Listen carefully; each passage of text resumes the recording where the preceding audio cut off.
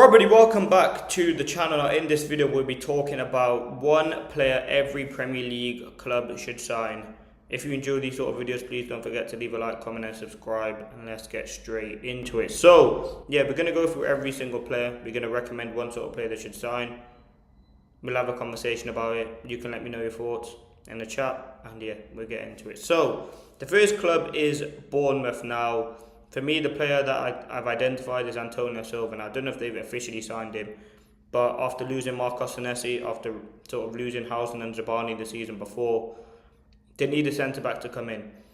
And I think Antonio Silva would be a very, very good player for them. Obviously, at Benfica, 22 years of age, technically very, very good on the ball, sharp in possession. I think he's a real sort of player that would do a job there at Bournemouth. I think he's ready to make that next step. He's very highly rated. Yes, he didn't go to the World Cup. However, I do believe there is a real player there. And I think you look at what Bournemouth need. They need someone that's going to be at the club now for the next 5 or 6 years. Hopefully, from their perspective, he doesn't get sold in the next few years. But I think he's definitely someone that's highly rated. Plays for Benfica. I don't know if he's officially signed for them yet, but he's a really, really good player. Arsenal, Bruno Guimaraes now.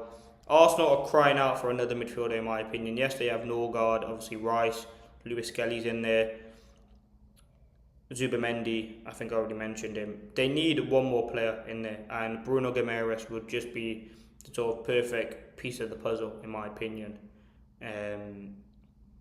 You're looking at someone there with years of Premier League experience, a leader, technically very good on the ball, had a decent World Cup, provided 4 assists. Yes, he did miss the penalty. Someone that you can definitely rely on. He's a passionate player. He's one of those players that I'd love at Manchester United as a United fan. I think if you're looking at sort of availability, you're looking at consistency, you're looking at someone to take that burden off Declan Rice in that midfield, I think he'd be a player that'd definitely be able to do that with not a significant drop-off in quality. No disrespect to Norgard, but if you're sort of benching Declan Rice and you're playing Norgard, it's a significant drop-off. I think with Rice to Guimaraes, it's not as big as a drop-off. And I think he would provide that technical quality that you need, as well as that leadership. He's also won trophies, and as I said, the captain of Newcastle. And if Arsenal do sign him, they've been linked to Vinny Jr. as well. That would definitely complete their team, and they're serious contenders to not only win the Premier League, but to compete for the Champions League as well. So, as much as I hate to say it, they're building a very good team. They already have a very good team, and additions like Bruno Guimaraes would be a top signing for them, to be honest with you. Aston Villa, there's 2 players that I sort of looked at. It was a left back or it was a striker. I've gone for Nicholas Jackson from Chelsea. Now, hear me out. It's a bit of a rogue one. Don't get me wrong. I don't think there's been any concrete links. But I think Nicholas Jackson's a player who, at Chelsea, scored goals. Maybe didn't have the greatest time at Bayern, but he was on the bench quite fairly, in my opinion, because you're not benching Harry Kane, the best striker in the world, for Nicholas Jackson. I think with Ollie Watkins' future being in doubt, there's no guarantee that he's going to stay at the club. He's been linked with Arsenal, Manchester United and other clubs as well. I think Nicholas Jackson would be someone that would probably do well there. I think Emery would probably get the best out of him.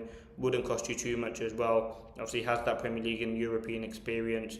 And again, I think he's 25, 26, so he's not someone that's like mid-30s or anything. And I think he could do a job there. Emery has that habit of making players good, and I think he could potentially do that with Nicholas Jackson. So he would be the one that I think Aston Villa would sign. They do need sort of a striker, in my opinion. For Brentford, it's Pape Matar Sarr from Tottenham now. Tottenham have obviously transformed the midfield this summer. I think Palhinha's gone, but they're brought in obviously Tonali and Fernandes, 2 players who are guaranteed going to start. Bergwijn potentially could be out, but Pape Matar Sarr is someone who, listen, when I first checked and did some research on him, I thought he was like 27, 28. He's well younger than that, so he's someone who, again, has that quality. If you want to know, he's 23 years of age, plays for Tottenham. As I said, he's more of a box-to-box player, but can operate as a number 6. Again, I think he's someone who would do well at another Premier League side like a Brentford under Keith Andrews, who, again, you could argue they're in need of a midfielder. I think I think Spurs would probably be open to letting him go. Obviously, they need squad options, Tottenham, Tonali and Fernandes are not going to start every game. But if you're looking at Pep Sarr, from his perspective, he wants regular game time. And I don't think he'll be getting that at Tottenham next season, to be honest with you. So he's someone that I've identified for Brentford. Brighton, again, another rogue one, Unahi. Unahi, after the 22 World Cup in Qatar, I thought he would have got a big move to the Premier League. I thought he was fantastic for Morocco. This last World Cup, he's also very, very good. Brighton are a team that again could potentially lose Carlos Baleba. I believe Milner's already left. They're in need. They've got Gross, who's obviously aging, but someone like Unahi, who's technically very good on the ball. I think he would suit sort of a mid-table Premier League club. He's currently at Girona. He's 26 years of age. I think he's a very, very good midfielder. Proven at the World Cup, can score a goal. Technically, very, very good. He's more of an attacking midfielder. Can also play centre mid and a left winger. He does have a few years left on his deal. But if you're looking at what Brighton need, they need that versatile player. And I think he's someone that would actually suit them, to be honest with you. There's no sort of concerns about him there. I think he's someone who, will constantly be available. But given that quality and at 26, he's got a few years left in him. Very, very underrated player. And that's the sort of signing that, Brighton would make. He obviously did have a World Cup, but he's not sort of touted by, your Cities or your Arsenals or United. But maybe in a few years after a time at Brighton, he could very well be linked to other big moves. You never know. I do think there's a top player in there. Chelsea, now I believe, Chelsea's squad is very, very good, They could sign a left back, but I know they got a few younger players there. They just bought in Lacroix, they've got James, Gusto, look at that midfield, Caicedo, Fernandes, very, very good. Morgan Rogers, Palmer, João Pedro, they've got players. I think the one position that you could argue that has needed to be fixed for a while is the goalkeeping situation. I was a bit crazy, I've gone for the Brighton goalkeeper, but it's Bart Verbruggen. I think Verbruggen was, on the ball, he's amazing. Good shot stopper, 23 years of age, had a decent World Cup for the Netherlands. I think, Brighton have a very good relationship with Chelsea, or Chelsea have a very good relationship with Brighton. I mean, you look at all the players they've bought from there and all the business that they've done. Cucurella, Robert Sanchez, Caicedo, João Pedro, they don't mind buying from them. And I think Verbruggen, I think he's ready to play for a Big Six club. And he's a great shot stopper. And yeah, I think with Premier League experience, I think it's a better keeper than Rob Sanchez. But we'll have to wait and see what does happen. Coventry City, now Patrick Berg obviously plays for Norway. I watched him at the World Cup, very good, was very key in young boys getting as far as they did in the Champions League. Also Bodo Glimt getting as far as they did in the Champions League. Very good on the ball, technically can link up the play. Coventry obviously will have a limited budget coming into the Premier League, but I think they do need the number 6. Crystal Palace, now I've gone for Thiat as a centre-back. Now, he's obviously a Belgian international, 26 years of age, he plays for Frankfurt. Again, didn't play every single game in the World Cup, but in the opportunities that he did have was decent. Obviously, Palace need a centre-back now, with obviously Lacroix leaving, they lost Guehi, they need someone of that experience. And he's got that, he's not going to cost you sort of 50-60 million. He's a sort of signer that I think they'd make.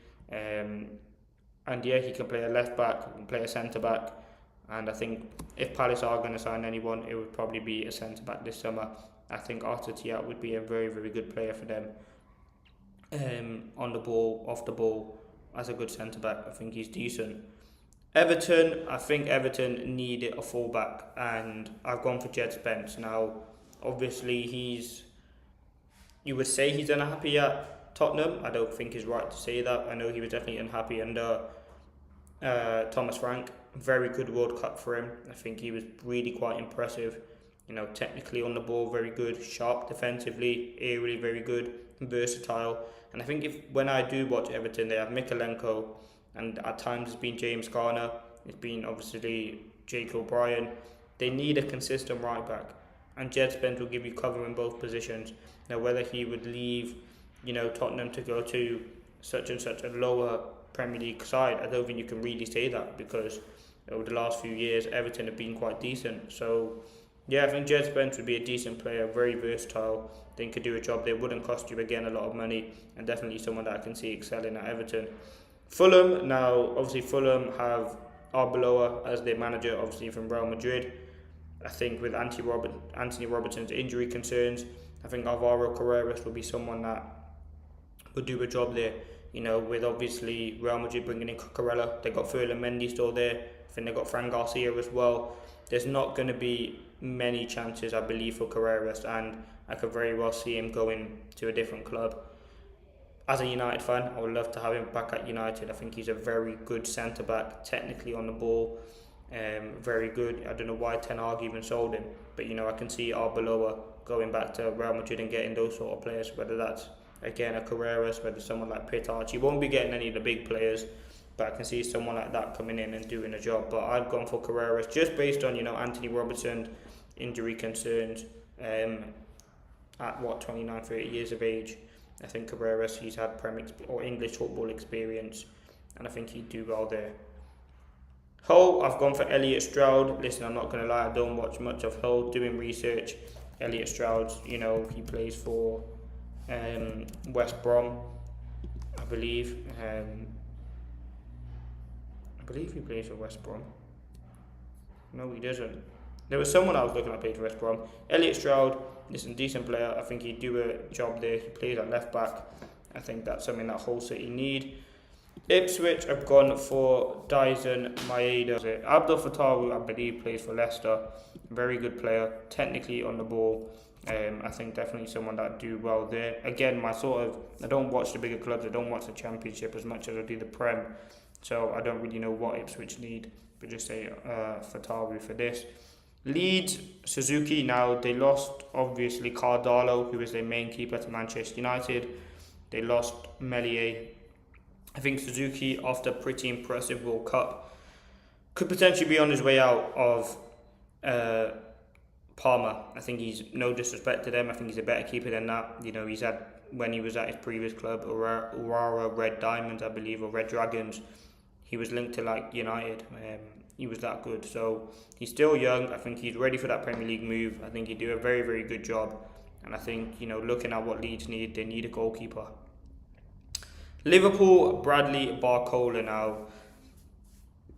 Barcola, definitely open to the move. He is obviously not a guaranteed starter at PSG.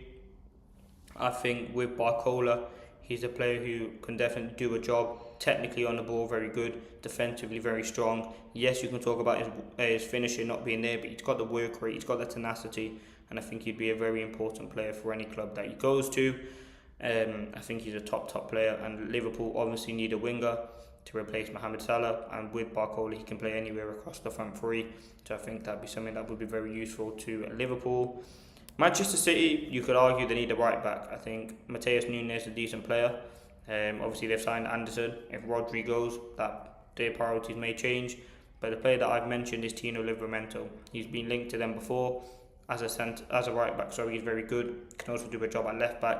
Very physical. The one obviously red flag Livramento has his injury problems, but I think when you watch him play, he's so good. He's that physical, dominant player, can get forward. Technically very, very good. Can play inverted if you need him to. And I think he'd do a stellar job for Manchester City. Man United, now I'm a Manchester United fan. We need a number 6, whether that's Tchouaméni.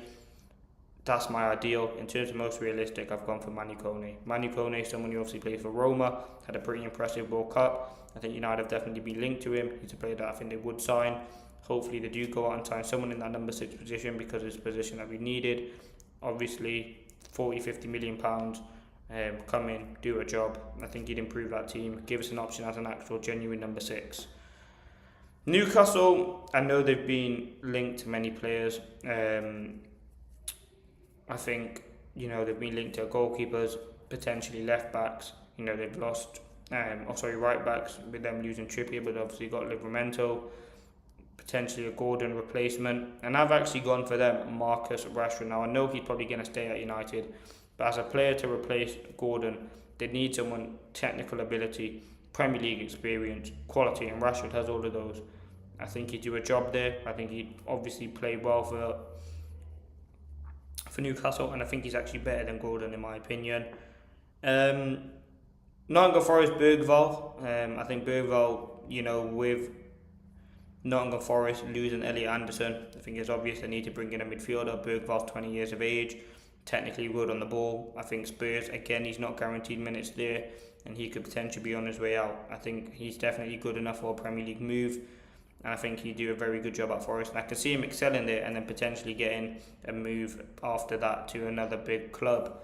Sunderland, I've gone with Balogun. Now, the reason I say this is, obviously Sunderland have European football. Obviously, Brobby had a good World Cup. I think they kind of need a striker to come in, and I think there's no one better than Balogun. He's definitely attainable. Had a very good World Cup. Wouldn't cost you sort of 40-50 million. So I think he's the one they should look at. And lastly, Tottenham Hotspur. I've gone for Krupi Jr. Tottenham, they've strengthened their midfield. They've brought in very good defenders: Robertson, Senesi, Van Heck.